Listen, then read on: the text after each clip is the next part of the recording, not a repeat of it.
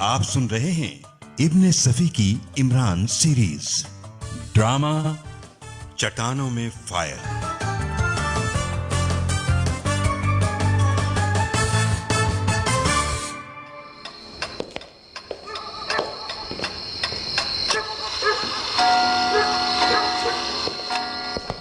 Daddy. ओह सूफिया, देखो रात के 10 गए, लेकिन अभी तक तुम्हारे कजिन वापस नहीं आए। अनवर वो आ जाएंगे डैडी, मेहमान को लेकर। सोनागरी के छोटे से रेलवे स्टेशन से बाहर निकलने में इतनी देर नहीं लगती, और न ही स्टेशन से हमारे घर का फासला कुछ ज्यादा है। पहाड़ी रास्ते हैं डैडी। लेकिन फिर भी इतनी देर, हाँ, शायद गाड़ी लेट है। आप इतने परेशान क्यों हैं?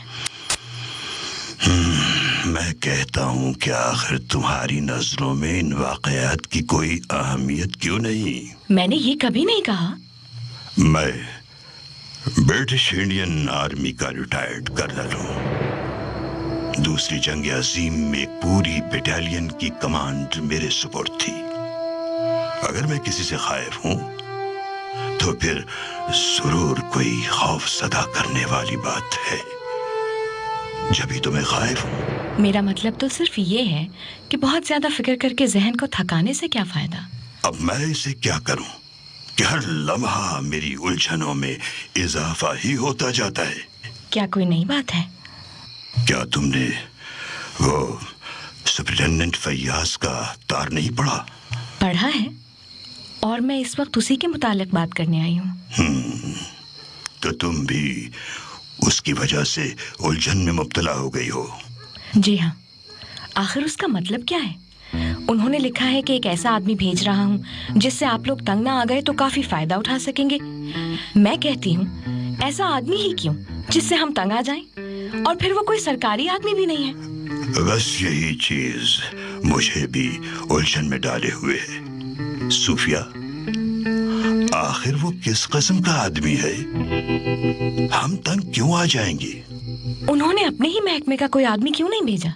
हाँ, भेजना चाहता तो भेज सकता था, लेकिन फैयाज बड़ा बाउसूल आदमी है। एक प्राइवेट मामले के लिए उसने सरकारी आदमी भेजना मुनासिब न समझा।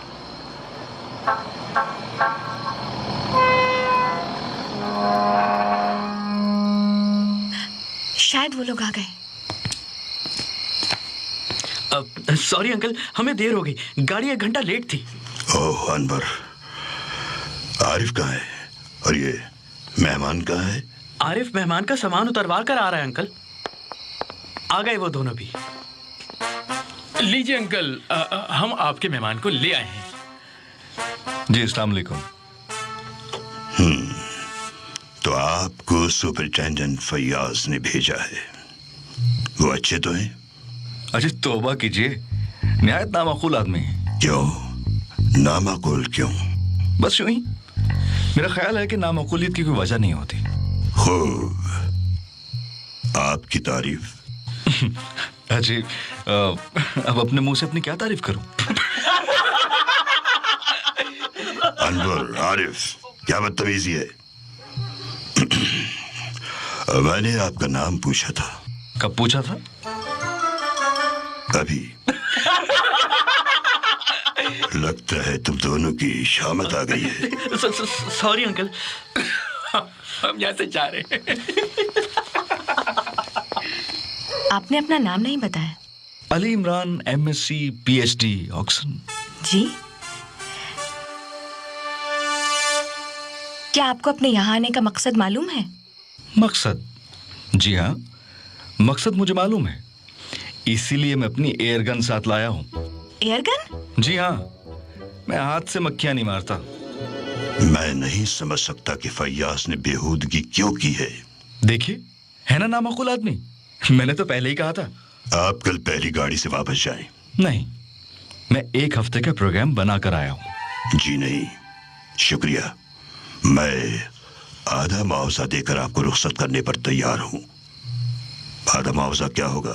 ये तो मक्खियों की तादाद पर मुनहसिर है। वैसे 1 घंटे में 1.5 दर्जन मक्खियां मारता हूँ।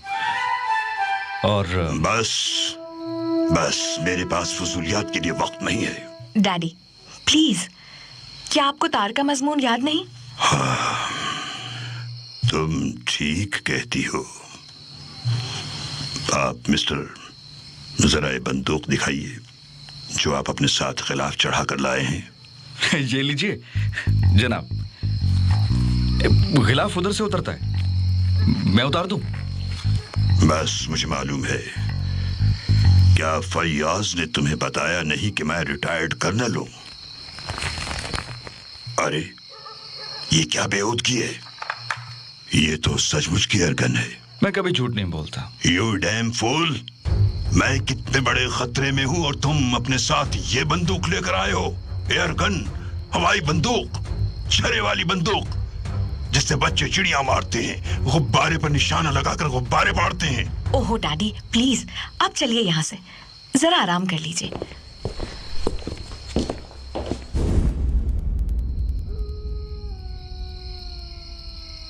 क्या सोच रहे हो आरिफ? मैं सोच रहा हूँ कि सोनागिरी की शादाब पहाड़ियाँ गर्मियों में कितनी खूबसूरत लगती हैं। नजदीक और दूर के मैदानी इलाकों की तपिश से घबराए हुए जी हैसियत लोग अमूमन यहीं पनाह लेते हैं। और हमारे अंकल कर्नल जरकाम की मुस्तकिल सकूनत यहीं की है। उनका शुमार यहाँ के सरबरा आवर्दा लोगों में होता है। इसलिए गर्मियाँ यहाँ गुजारने के लिए तुम उमूमन मुझे साथ घसीट लाते हो।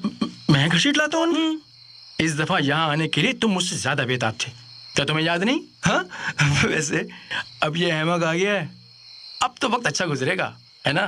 पता नहीं आरिफ, इस दफा तो यहाँ आकर सब गलती की है।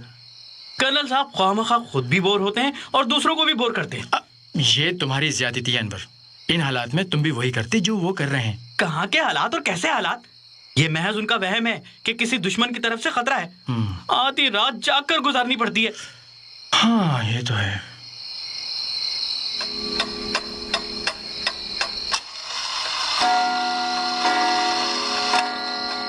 रात का 1 बज गया, लेकिन कोठी के किसी कमरे की भी रोशनी नहीं बुझाई गई। सामने वाले कमरे में कर्नल के खानदान वाले इकट्ठा हैं। सूफिया के अलावा हर एक के आगे एक एक राइफल रखी हुई है। अनवर और आरिफ शिद्दत से बोर नजर आ रहे हैं। सूफिया की आंखें नींद की वजह से सुर्ख हैं और कर्नल इस तरह सोफे पर अकड़ा बैठा है जैसे वो कोई बुत हो। उसकी पलकें तक नहीं झपक रही हैं। मुझे भी वहां जाना चाहिए। क्या बात है, क्यों आए हो? एक बात समझ में नहीं आ रही। क्या? अगर आप चंद नामालूम आदमियों से खाइफ हैं, तो पुलिस को इसकी इत्तला क्यों नहीं देते? मैं जानता हूं कि पुलिस कुछ नहीं कर सकती। क्या वो लोग सचमुच आपके लिए नामालूम हैं? हाँ। अगर आप उन्हें जानते हैं तो उनसे खाइफ होने की क्या वजह हो सकती है? बैठ जाओ। बैठ गया। मैं उन्हें जानता हूं। तब फिर पुलिस? क्या तुम मुझे अहमक समझते हो? जी हाँ। क्या? वापस बैठ जाइए। मैंने ये बात इसलिए कही थी कि आप लोग किसी वक्त भी उन लोगों की गोलियों का निशाना बन सकते हैं। क्यों? वो किसी वक्त भी इस इमारत में दाखिल हो सकते हैं। नहीं दाखिल हो सकते। बाहर कई पहाड़ी पहरे दे रहे हैं। फिर इस तरह राइफलें सामने रखकर बैठने का क्या मतलब है? नहीं कर्नल साहब, अगर आप अली इमरान MSc PhD से कोई काम लेना चाहते हैं तो आपको उससे सारे हालात से आगाह करना पड़ेगा। डैडी बता दीजिए ना, ठीक ही तो है। मैं नहीं जानता, क्या बताऊं? क्या आपने इस दौरान उनमें से किसी को देखा है? नहीं, लेकिन मैं उन लोगों के निशान से वाकिफ हूं। उस निशान का मेरी कोठी में पाया जाना इस चीज की तरफ इशारा करता है कि मैं खतरे में हूं। ओह, वो निशान आपको कब मिला? आज से 4 दिन कबल। खूब। क्या मैं उसे देख सकता हूं? ये तुम्हारे बस का रोग नहीं मालूम होता। तुम कल सुबह वापस जाओ। हो सकता है मैं भी रोगी हो जाऊं। आप मुझे दिखाइए ना। उस मेज की दराज से निकालना पड़ेगा। चलो आओ मेरे साथ।